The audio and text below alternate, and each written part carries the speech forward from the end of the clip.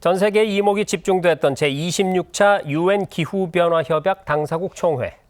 각국 정부와 전문가들이 모여서 전 지구적인 기후변화 대응 방안을 논의하면서 2050 탄소중립 대장정의 발판을 마련하고자 했습니다. 이번 총회에서 글래스고 기후 합의를 대표 결정문으로 선언하면서 처음으로 석탄을 직접적으로 명시하는 문구가 포함이 됐고, 또 개도국의 기후변화 적응에 대한 지원을 강화하는 등 다수의 국제적인 합의들이 도출이 됐는데요. 특히 기후 재원 논의를 살펴보면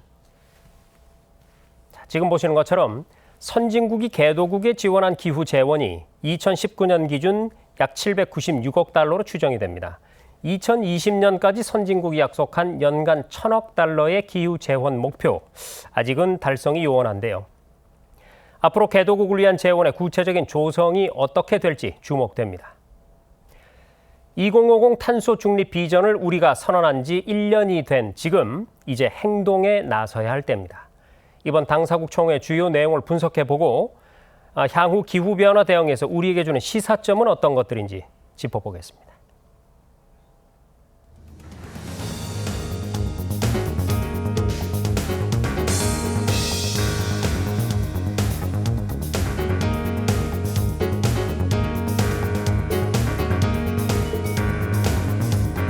네, 저희 뉴스룸의 대외경제정책연구원의 조충재 세계지역연구센터 소장 나왔습니다. 소장님 어서 오십시오. 예, 안녕하십니까. 네, 소장님도 보셨겠지만 영국 글래스고에서 26차 기후변화협약 당사국 총회가 열렸습니다. 이번 회의가 가졌던 의미 우선 어떻게 보세요? 네, COP26 당초 2020년에 개최됐어야 됐습니다. 그런데 아시겠습니다만 코로나19 확산으로 올해 개최됐습니다. 우리나라 문 대통령을 포함해서 129개국의 정상이 참여했고요. 또 190개국이 참여했습니다. 이번 회의를 한마디로 평가하자면 이 성과와 한계가 공존했다, 이렇게 저는 표현하고 싶습니다. 먼저 이 선진국들을 중심으로 아까도 말씀하셨지만 전 세계가 탄소 중립 시기를 2050년 정도로 이렇게 설정하고 싶어 했습니다. 그렇게 해서 회의를 주도했지만 결국 이 개도국들은 현실적인 문제를 들어서 이를 수용하지 못했죠. 그래서 결국 이번에도 선진국들과 개도국들 간의 이견, 이런 어떤 한계를 우리가 인식하게 되었고요. 하지만 이번 회의에서 이 인도라든지 브라질이라든지 또 호주 등이 처음으로 탄소 중립 계획을 발표를 했습니다. 이 방법과 시기에는 좀 이견이 있지만 이 탄소 중립에 대한 의지, 국제적인 공감대가 어느 때보다도 높았다고는 우리가 인식을 할 수가 있는 겁니다. 또 아까 말씀드렸듯이 석탄 발전 축소라든지 메탄 서약, 환경 훼손 방지 서약 등이 합의됐고, 또 오랜만에 미국과 중국이 상호 협력하기로 합의한 것도 이번 어떤 회의의 성과라고 좀 할 수 있습니다. 그렇습니다. 사실 코로나19 때문에 보지 못했던 광경이랄까요? 각국 정부 정상들과 또 전문가들, 석학들 이런 사람들이 오랜만에 한자리에 대면으로 모여서 좀 북적북적하면서 회의가 진행이 됐고, 어쨌든 활발한 논의를 이어갔고, 그리고 말씀해 주신 것처럼 미국과 중국이 그렇게 으르렁대지 않고 뭔가를 좀 협의한 것도 상당히 오랜만이다. 국제사회에 보여준 오래간만에 그렇습니다. 그런 느낌인데, 그러면 이번 회의로 이제 도출된 결과들 중에서 주목할 내용이 있다면 어떤 것들이 있을까요? 먼저 탄소 중립 논의를 활발히 이어갔는데요. 이게 탄소 중립이란 것은 결국 탄소 감축을 통해서 가능한데, 이 부분에 대한 주요 합의 사항을 보면은 먼저 이제 각국이 2030년에 탄소 감축 목표를 재검토하자고 합의한 것입니다. 그러니까 현재 지금 각국이 자발적으로 제출한 탄소 감축 계획이 있습니다. 저희들이 이제 NDC라고 하거든요. 네. 이것을 전부 지금 이행한다고 하더라도 2030년 탄소 배출량이 2010년 대비 14% 증가할 것이라고 지금 분석이 되고 있습니다. 오히려 증가할 것이다. 예. 그러니까 다시 말해서 지금까지 제출한 자발적 이행 계획조차도 부족하다는 뜻이죠. 네. 그래서 이번에 다 모여서 부족하니 내년까지 다시 한번 당사국 국가들은 다시 한번 더 검토를 해서 좀 더 개선된 감축안을 내보자, 이렇게 합의한 거죠. 이것도 상당한 진전이라고 할 수 있고요. 또 아까 말씀도 하셨지만은 석탄이 처음으로 이제 결정문에 들어갔죠. 네. 뭐 당초에는 석탄 발전을 중단하자 뭐 이 정도까지 하려고 했지만 그거는 좀 그렇게 되지는 않았고 지금은 탄소 저감 장치가 없는 석탄 발전을 단계적으로 축소하자. 뭐 이것도 상당한 성과라고 할 수 있습니다. 그리고 또 화석 연료 보조금도 단계적으로 축소하자. 여기도 합의를 했고요. 또 기후 변화를 저지하기 위한 이런 어떤 탄소 감축 노력도 중요하지만 실질적으로 기후 변화가 생겨서 각종 영향을 받고 있지 않습니까? 그리고 네. 특히 개도국은 이 실제로 적응하고 손실이 생기고 피해를 보고 있지 않습니까? 그렇죠. 이에 대한 어떤 대책 논의도 그 어느 때보다 조금 활발하게 진행이 됐습니다. 그래서 대개도국 기후변화 적응 재원을 2019년 대비 2배 이상으로 높이자 이런 것들도 합의를 했습니다. 이것도 어떻게 보면 좀 성과라고 평가를 할 수 있습니다. 네. 자, 그리고 이번에 또 이제 주목할 만한 것이 이 기후변화 대응을 위한 다양한 국제적인 선언들이 이어졌다는 것인데 이 중에서 눈길을 끄는 부분이 있습니다. 글로벌 메탄 서약이라는 것에 100여 개 이상의 국가들이 참여를 하겠다고 선언을 네, 했는데 우선 궁금한 것은 이산화탄소를 줄이자. 이거는 많이 들어봤는데 이 메탄 배출량을 줄이는데 이렇게 많은 나라들이 합의한 이유는 어디에 있을까요? 네, 이 콥26 그 폐막 직전에 뭐 애고가 없었던 미국하고 중국이 양자 협력선을 하면서도 맨 앞에 이 메탄 감축하자는 게 포함이 됐습니다. 그만큼 메탄이 지구 온난화에 미치는 영향이 더 크기 때문입니다. 아하. 메탄이 이산화탄소보다는 이 공기 중에 잔류하는 기간은 짧습니다만 네. 온실 효과가 80배나 높다고 아하. 합니다.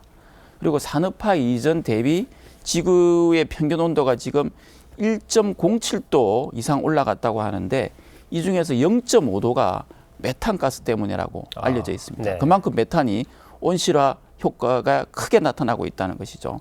그래서 이번 메탄 서약에 미국과 EU가 주도를 했고 여기에 우리나라, 캐나다, 영국, 브라질, 인도네시아 등 약 100여 개 국가가 참여를 했습니다. 2030년까지 메탄가스를 2020년 대비 30% 감축하자는데 합의를 한 겁니다.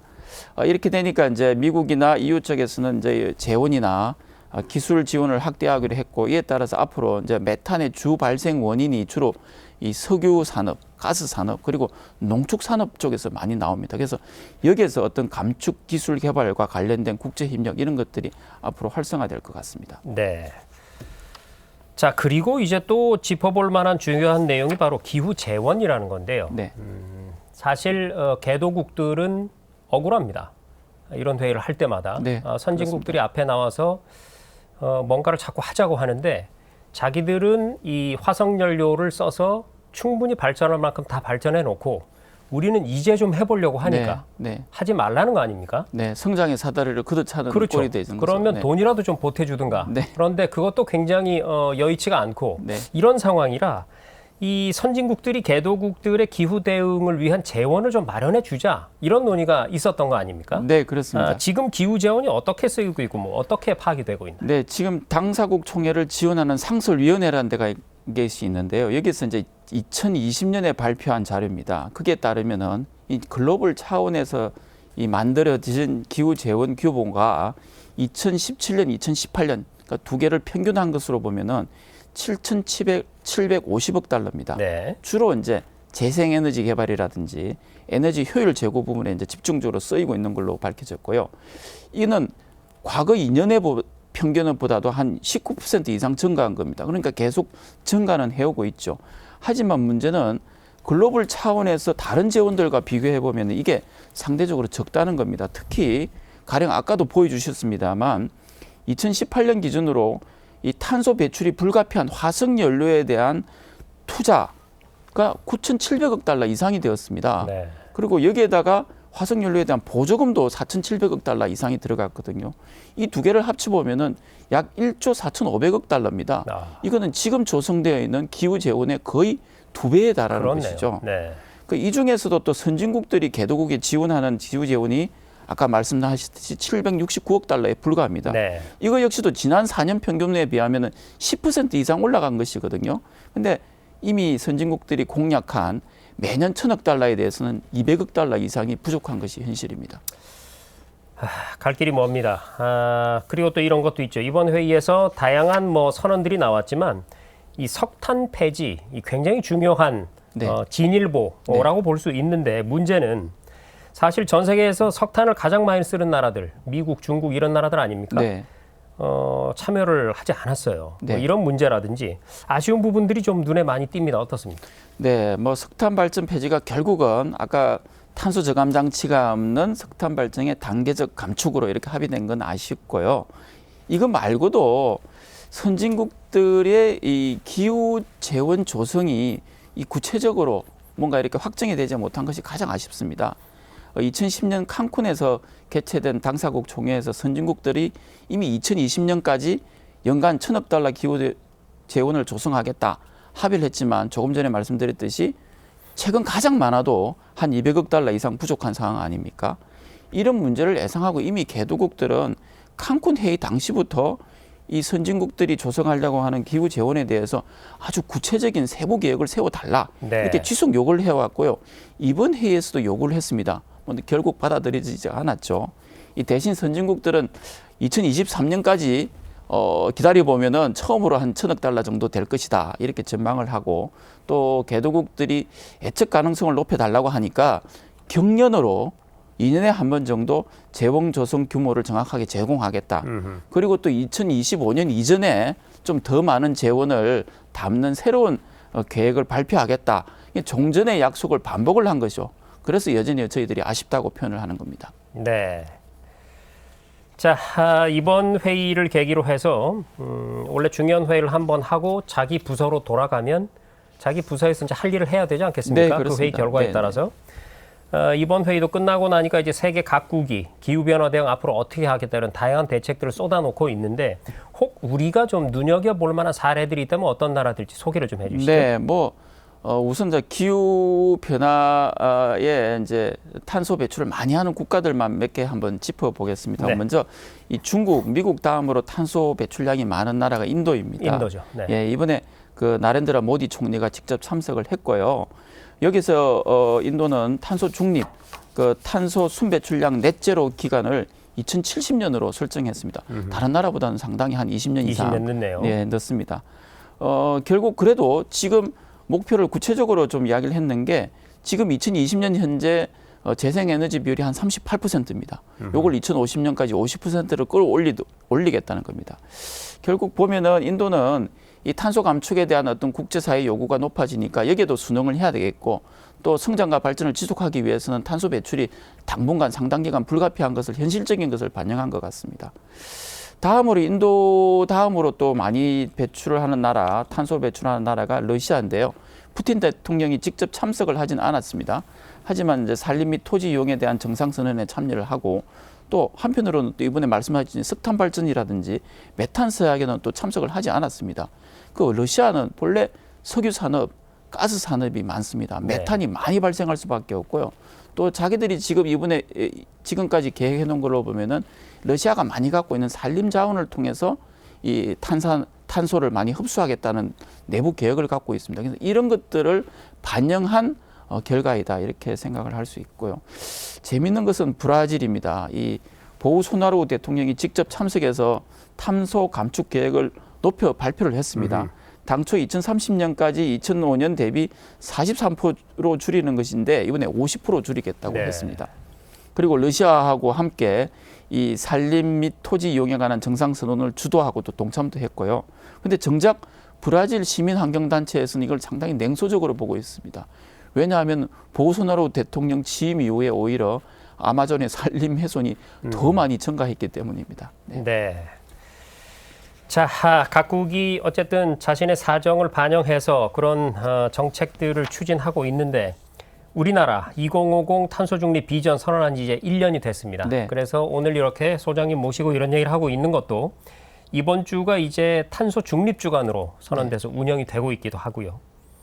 이번 당사국 총회 결과가 우리나라에게 주는 시사점은 어떤 것들이 있을까요? 네, 우선 우리나라는 문 대통령이 직접 참석하셔서 이 국제사회에 서너 가지를 약속을 했습니다. 다시 한번 더 우리가 한번 곱씹어 봐야 됩니다. 2030년까지 2018년 대비 40% 이상 온실가스를 감축하겠다. 네. 이게 기존에 우리가 발표했던 26.3%에 대비해서 대폭 상향 엄청나게 많이 조정된 겁니다. 네. 부담이 맞습니다. 그리고 또 이와 함께 2030년까지 30% 메탄 가스를 줄이겠다. 여기에도 우리가 동참을 했고요. 또 아울러서 2050년까지는 석탄 발전을 폐지하겠다. 여기도 저희들이 이제 국제사회를 향해서 약속을 했습니다. 이 산업계는 물론이고요. 일부에서는 이게 너무 지나치다, 너무 과도한 목표가 아니냐, 왜 우리만 이렇게 빨리 나가야 될 이유가 있느냐, 이렇게도 할 수 있습니다만, 이번 회의를 보셨지만은 여러 가지 아직도 이견이 많습니다만, 그 어느 때보다도 이 탄소 중립에 대한 어떤 의지가 높고요. 개도국들조차도 지금 탄소 중립 선언에 동참하는 비율이 점차점 높아지고 있습니다. 이유는 지금 2023년이면은 어떤 식으로든 탄소 국경세를 부과하겠다고 선언해 놓고 있거든요. 네. 우리나라는 우리 경제 규모에 비해서 더 많은 탄소를 배출하고 있습니다. 세계 7대 탄소 배출 국가입니다. 책임이 큰 것입니다. 이 탄소 중립 시대를 이제 거스를 수 없다면은 오히려 적응을 하고 선제적으로 대응해 나가는 것이 오히려 현명합니다. 이 탄소의 감축 기술이라든지 탄소 감축 사업 같은 것을 적극적으로 개발하고 또 적용을 해서 오히려 적극적으로 활용하고 신성장 동력으로 활용하는 것이 더 현명한 선택입니다. 네, 말씀하셨듯이 석탄 그리고 화석 연료에 대한 의존도가 우리나라 굉장히 높은 나라인데 그렇습니다. 한 가지 다행스러운 거는 우리나라가 기술 개발에 굉장히 능한 나라라는 맞습니다. 거거든요. 네. 어차피 이 가야 할 길이라면은, 과거의 기술들도 네. 새로운 첨단 기술로 또 극복을 하면 되는 거 아니겠습니까? 네. 앞으로 좀 기대를 해보겠습니다. 지금까지 대외경제정책연구원의 조충재 소장과 얘기 나눴습니다. 소장님 오늘 고맙습니다. 네, 감사합니다.